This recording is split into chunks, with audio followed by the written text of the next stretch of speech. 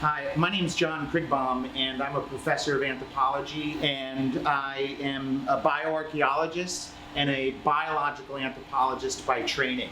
So bioarchaeology is the study of human remains in archaeological context. And what we do in bioarchaeology is work with archaeologists and contribute towards research programs where human remains may be recovered, uncovered, and they need to be studied. So it requires an expertise in human osteology and in biology and anatomy, but because of its interdisciplinary nature, you can almost imagine the disciplines that can be involved with studying remains from the past, either the more recent past or the more distant past. The skill sets that I learned in basic chemistry 1 and 2 in college, where you learn about organic and inorganic chemistry basics, isotopes, for example, and we can use isotopes to tell us stories about the people that once lived. So for example, stable isotope ratio analysis is just that. We look at stable isotope ratios and we can measure those ratios in bones or tooth, enamel, or any tissue, and we analyze that in the lab. We use mass spectrometers to determine those stable isotope ratios, and then we can look at the data for an individual, for a group of individuals, and come to some conclusions about the nature of their diet. Did they eat a lot of fish? Did they eat a lot of protein?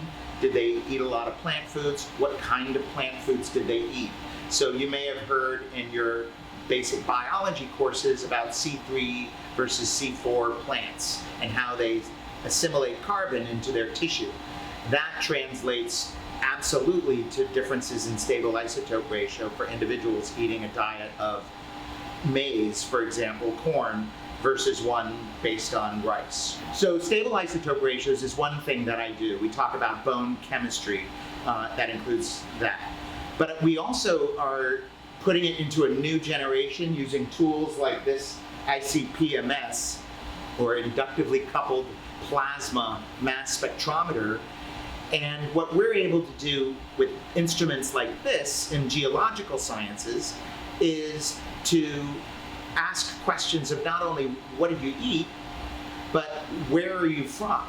And we can look at bedrock geology, and that translates to certain signature ratios in heavier elements, radiogenic elements like strontium and lead.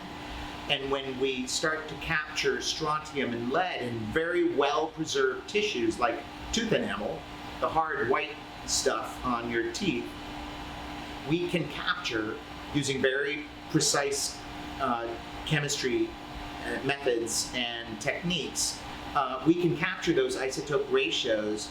And because teeth, for example, develop in different sequences at different times, we can actually track people through time in their own life course to understand where they came from and where they're going. It gets a little more complicated in adulthood, but we use these tools to great advantage to contribute to the archaeological programs and research questions that people may have, and also to learn better about how tissue assimilates these elements and translates that to quantified data that we can then interpret and tell stories ourselves. So that's just one window of how bone chemistry can contribute to the story of people, and sometimes the difficult stories that people need to tell about where they've come from, where they're going, how they live, their quality of life, and how living people treated their dead, their community in succession over the generations.